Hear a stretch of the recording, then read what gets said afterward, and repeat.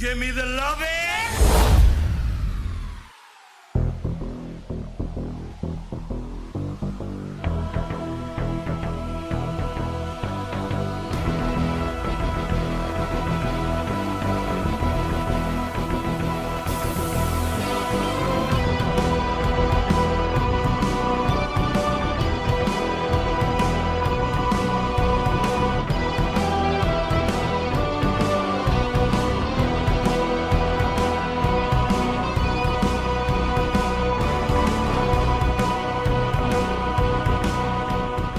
Bonjour et bienvenue dans cette nouvelle vidéo.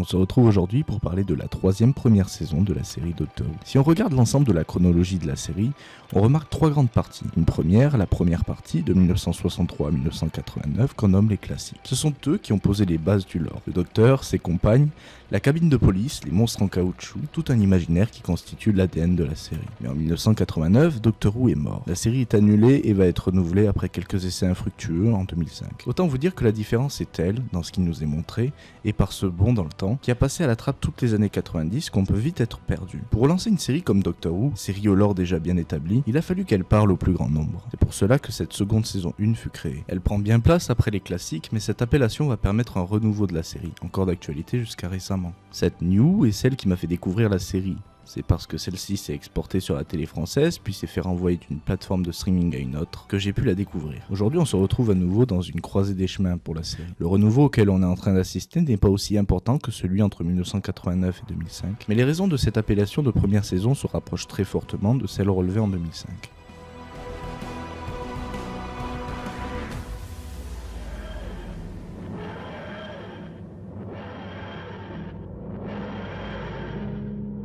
La BBC a un budget de télé et a eu du mal sur ces dernières saisons à tenir le rythme, surtout face à la pandémie qui nous est tombée dessus comme le flux. Doctor Who se renouvelle sans cesse et c'est reparti pour un tour. La série s'exporte maintenant tellement que la diffusion de celle-ci se fait directement sur la plateforme Disney+, en même temps qu'en Angleterre, chose impossible il y a quelques années. Accessible au plus grand monde avec un budget colossal. Durant les spéciaux des 60 ans, qui ont bénéficié du même budget, il se disait que l'argent pour un seul épisode était égal à celui d'une saison entière de la New Who. Ce budget permet alors d'expérimenter, et c'est ce que la série fait de mieux. C'est de la science-fiction au développement infini malgré une période de creux et des saisons avec de l'audience réticente. Doctor Who est toujours là avec ce partenariat avec Disney. La série a encore de beaux jours devant elle.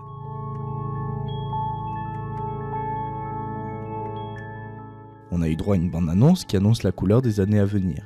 En regardant cette bande-annonce, on n'a pas l'impression de regarder des extraits d'une série vieillotte avec ses 60 bougies, mais encore jeune, utilisant les codes qui ont fait son succès pour les réadapter de façon moderne. Toutes les images présentes dans cette vidéo te crient le nombre d'idées et de concepts que la série va transplanter dans son atmosphère. On essaie de ramener de nouveaux fans, comme ce qui avait été fait en force avec Tennant. Le visage de ce docteur se retrouve en hologramme dans ce plan.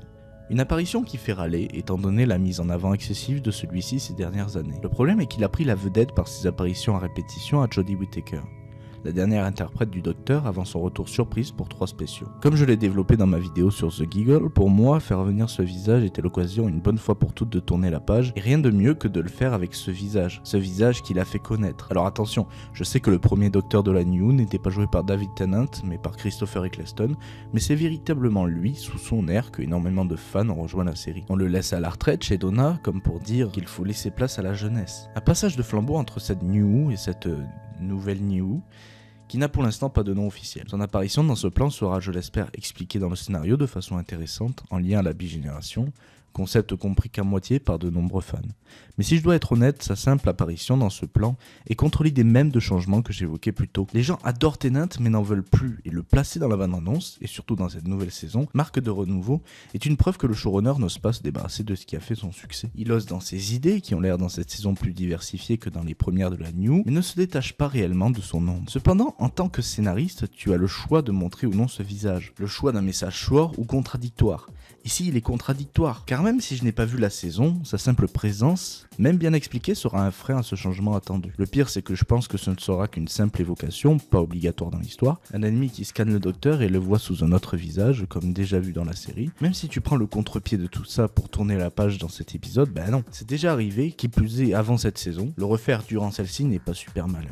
On assisterait à un retour en arrière dans une saison symbole de renouveau. Quoi qu'il en soit, on vient de parler de la seule pensée réellement négative que j'ai eue en regardant ce trailer. car au-delà de cela, tout m'a donné envie de la découvrir, comme si on tendait vers de nouvelles aventures se détachant de ce qu'on a l'habitude de voir. On remarque et on sait que la saison tournera beaucoup autour de la musique, et au-delà de ça, ce docteur sera très attaché à cette dynamique. Il n'y a qu'à voir la présence nouvelle d'un jukebox dans le TARDIS. On sait qu'il y aura un épisode avec les Beatles, et qu'ils auront une place de choix. Une dimension très chantante et dansante avec cette imagerie à la parapluie de Cherbourg, une dimension dont on a eu un avant-goût dans le spécial de Noël avec le docteur qui chante dans la scène aux gobelins. On découvre aussi en action Jinx Monsoon, une drag queen très connue qui interprétera une entité puissante contrôlant les notes de musique. On ne sait pas si c'est elle que craignait le fabricant de jouets, ou elle qui a attrapé la dent dans laquelle le maître est captif, mais elle sera quoi qu'il arrive une grande menace. On la craint instantanément dans le trailer avec ce plan de rubis dans les airs, attaché par sa partition.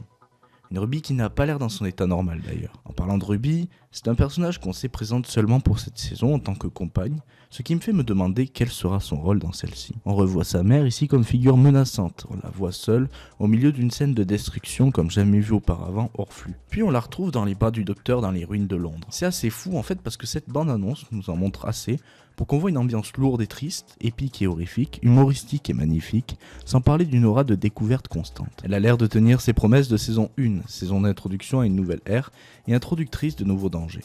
Car oui, à l'instar de la saison 11, on a l'air d'avoir une saison qui ne se repose pas sur des menaces déjà connues. RTD, l'actuel showrunner, a fait état de son envie d'amener des méchants plus puissants et plus cosmiques. On voit directement ce choix avec Jinx Monsoon et son personnage surpuissant avec la voisine de Ruby qui a l'air de cacher quelque chose. Avec le retour de cet être immortel qu'elle fabricant de jouets, mais pas que. On remarque aussi dans ces trailers des monstres plus basiques, horrifiques à la Alien et Démogorgon, au visuel de grands insectes gluants, des ennemis métamorphes aux airs d'oiseaux humanoïdes. On garde alors cet ADN d'ennemis à l'apparence marquée sans réutiliser des monstres vus et utilisés parfois sans réelle raison, ce qui n'est pas pour me déplaire. Le plan dans lequel j'ai théorisé un retour d'espèces connues, c'est celle au Crétacé. Le docteur et Ruby se retrouvent sur la Terre du temps des dinosaures, et la première espèce qui m'est venue à l'esprit sont les Siluriens. Une espèce qui régnait du temps du Jurassique avec les Sea Devils avant que l'humain n'arrive. Ce que je rêverais de voir alors dans cet épisode, c'est la grandeur silurienne qui nous a été vantée dans la saison 5. Les Siluriens, c'est des ennemis qui, entre les classiques et la New, ont eu un glow-up magistral, un maquillage facial magnifique et surtout, toujours aussi réaliste aujourd'hui. Retour à voir donc, même si on a l'air de se pencher plus sur un effet papillon assez marrant au premier abord. À la fin de cette bande-annonce, on retrouve un TARDIS complètement à l'abandon sur lequel la nature a repris ses droits. Au pied de celui-ci, on retrouve des fleurs comme sur une tombe. Ce plan est très mystérieux, ce serait la tombe du docteur, peut-être du docteur de David Tennant.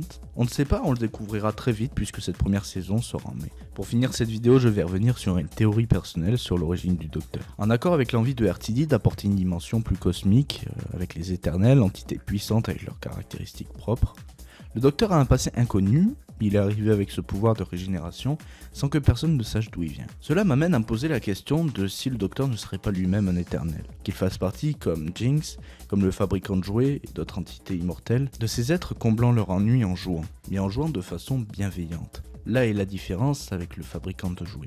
Évidemment, ça nous rappelle la relation entre le maître et le docteur, donc on changerait seulement l'origine de celui-ci sans que cela ne soit réellement une différence frappante sur le plan de sa famille, entre guillemets. Au lieu des seigneurs du temps, ce seraient les éternels, donc une différence moindre sur le plan de l'impact scénaristique. Je pose cette théorie ici, on verra bien comment va se dérouler la saison.